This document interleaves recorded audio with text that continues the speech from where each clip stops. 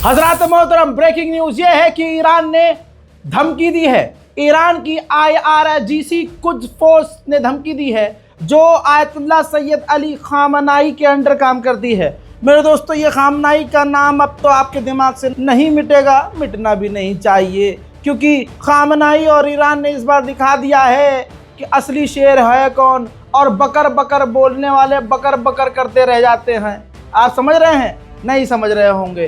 बहरहाल इतना ज़रूर बता देता हूं कि अब IRGC ने कहा है कि अगर इजराइल ने ज़रा सी भी गलती की और हमारे किसी भी क्षेत्र पर हमला किया, ये आप कहेंगे कि धमकी तो 2 दिन से दे रहा है ईरान। अरे भाई साहब, पहले धमकी देता था, अब तो सोचा कर देता है। मेरे दोस्तों, खबर यह है कि ईरान की IRGC ने कहा है कि अगर जो भी कुछ देर पहले धमकी दी है ईरान के सुप्रीम लीडर के जुमे के खुतबे के बाद, खबर यह है कि IRGC ने कहा है कि इजराइल ने अगर हम पर स्ट्राइक किया तो ईरान इजराइल के गैस स्टेशन और ऑयल स्टेशन को तबाह कर देगा। इजराइल इस भरम में न रहे कि ईरान चुप रह जाएगा। उधर मेरे दोस्तों, लेबनान के अंदर ईरान के जो एम्बेसडर हैं, उन्होंने लेबनान में ही रहते हुए बड़ा बयान दिया और कहा कि हम लेबनान की गवर्नमेंट के साथ हैं। साथ ही देखिए, लेबनीज मिनिस्टर से भी ईरानी एम्बेसडर ने मुलाकात की है। लेबनान की सरकार के साथ पूरी तरह से ईरान खुलकर खड़ा हो गया है। आयतुल्लाह सैयद अली खामनाई के जुमे के खुतबे के बाद कुछ चीज़ें और क्लियर हो गई हैं कि ईरान अरब देशों के लिए भी खड़ा होकर लड़ेगा, भले ही अरब उनका साथ ना दें।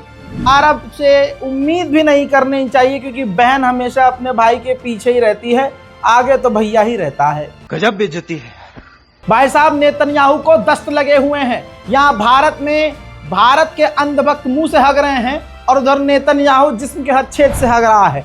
नेवेतिम एयरबेस, इजराइल का ये वो एयरबेस है जहां से गाजा, फिलिस्तीन और ईरान के ऊपर एयर स्ट्राइक इजराइल करता था। हिजबुल्लाह के ऊपर भी, हसन नसरुल्लाह के ऊपर भी इजराइल ने जहां से हमला किया था वो यही एयरबेस था, इजराइल का नेवेतम एयरबेस। दोस्तों, उंगलियों पर आप गिन सकते हैं। रिपोर्ट यह है कि 30 से 32 इम्पैक्ट हुए हैं, यानी ईरान की 32-36 मिसाइलें तो इजराइल के एक ही नेवेतम एयरबेस पर आके गिरी हैं और ये एयरबेस पूरी तरह से तबाह हो गया है, वर्किंग नहीं है। इजराइल इस तस्वीर को छुपाने की कोशिश कर रहा था, लेकिन मेरा भी नाम है रजा, अंधभक्तों की सजा। ईरान ने कई तरह की मिसाइलों का इस्तेमाल किया था, 3 से 4 मिसाइलें हैं, लेकिन मैं अब आपको ईरान की सादिक मिसाइल 2 का लॉन्च दिखा रहा हूं। देखिए ध्यान से मेरे दोस्तों, एक साथ सादिक मिसाइल 2 जैसे हॉलीवुड की फिल्मों में होता है, जो आपको सोशल मीडिया पर AI के जरिए दिखाया जाता है, ईरान ने वो असली में करके दिखाया है। ईरान की है सादिक मिसाइल 2 जो सीधा इजराइल के इलाके में जाकर गिरी है और इजराइल ने अपने ऊपर से नीचे तक का पूरा जोर लगाकर इन मिसाइलों को रोकने में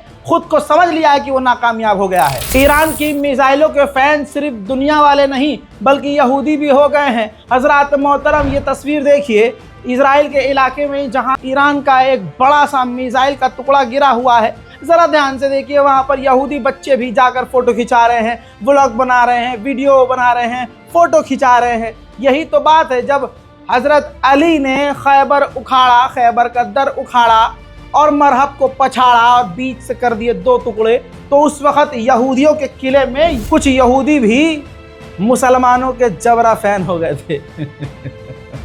मेरे दोस्तों, अब आगे बढ़ते हैं। भारत में बैठे हुए लैंडा रोल खाने वाले लोगों की औकात यह है कि वो लैंडा खाकर खुश हैं और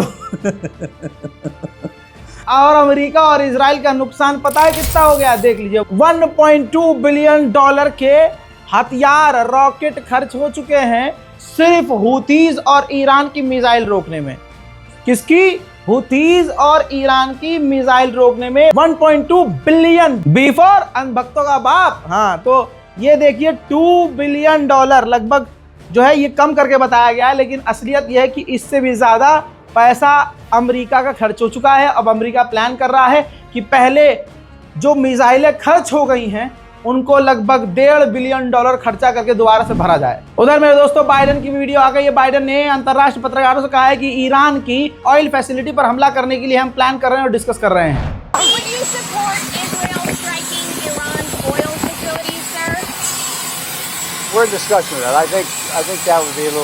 मजेदार खबर यह है कि रिपोर्ट अंतर्राष्ट्रीय ये है, मिडिल ईस्ट में तमाम ये खबरें चल रही हैं कि इजराइल जब हमला करेगा ईरान पर, अगर करता है तो अमेरिका पार्टिसिपेट नहीं करेगा, अमेरिका हमला नहीं करेगा, बिल्कुल अपनी पूंछ बचा कर रखेगा। मेरे दोस्तों, जैसे अंधभक्तों की जिंदगी है ना, कि गू खा लेंगे लेकिन मुसलमानों के खिलाफ रहेंगे। ऐसे ही अमेरिका और इजराइल में भी लोग हैं।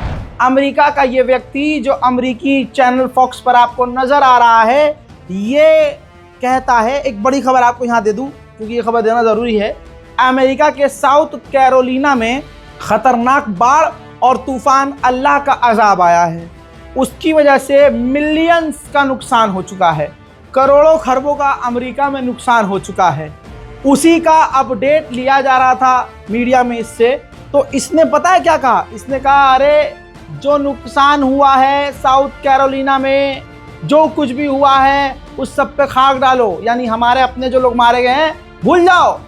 अभी पूरा फोकस ये करो कि ईरान पर कैसे हमला करना है और इजराइल की कैसे मदद करनी है। यानी अपनी पिछवाड़े में आग लगी पड़ी है लेकिन दूसरे को पानी जरूर पिलाना है। उधर मेरे दोस्तों प्रधानमंत्री जो पूर्व हैं इजराइल के, उन्होंने कह दिया है कि हम ईरान के ऑयल फैसिलिटी पर बड़ा हमला करने की तैयारी कर रहे हैं। उधर फ्रांस की भी लंका लगी पड़ी है। फ्रांस अपने सैनिकों को इकट्ठा कर रहा है इजराइल के ऊपर ईरान की मिसाइलों को रोकने के लिए। वहीं मेरे दोस्तों जो दोगला नंगा संगठन यूरोपीय यूनियन इजराइल के खिलाफ कुछ उखाड़ नहीं पा रहा है, वो ईरान पर नए प्रतिबंध लगाने की तैयारी कर रहा है।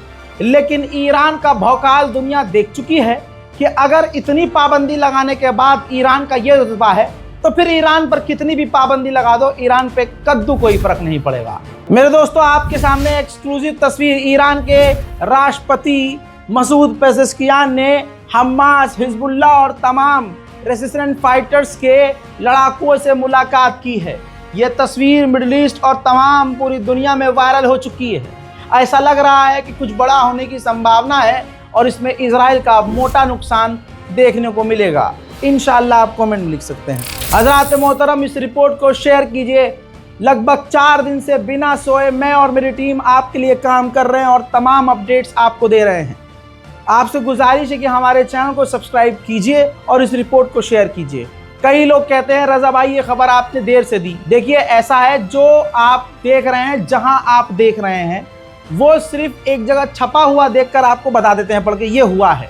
बाद में जिसने वो प्रसारित किया होता है वो खुद उसको करेक्ट कर देता है कि नहीं भाई इतने नहीं इतने मारे गए हैं और अभी कंफर्म रिपोर्ट नहीं है।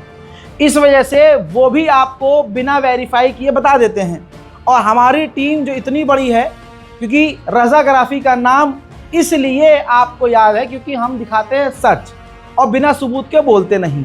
तो जब तक हम 3-4 जगह से, और लेबनान में हमारे खुद के जो सोर्सेज मौजूद है जिनसे हम डायरेक्ट कनेक्टेड हैं, जब तक वो खुद वेरीफाई करके हमें कोई ऑथोराइज लिंक नहीं शेयर करते तब तक, यानी हम डबल जैसे आपके फ़ोन में 2 स्टेप वेरिफिकेशन है, वैसे ही हम भी भाई 2 या 3 स्टेप वेरिफिकेशन करते हैं हर खबर की।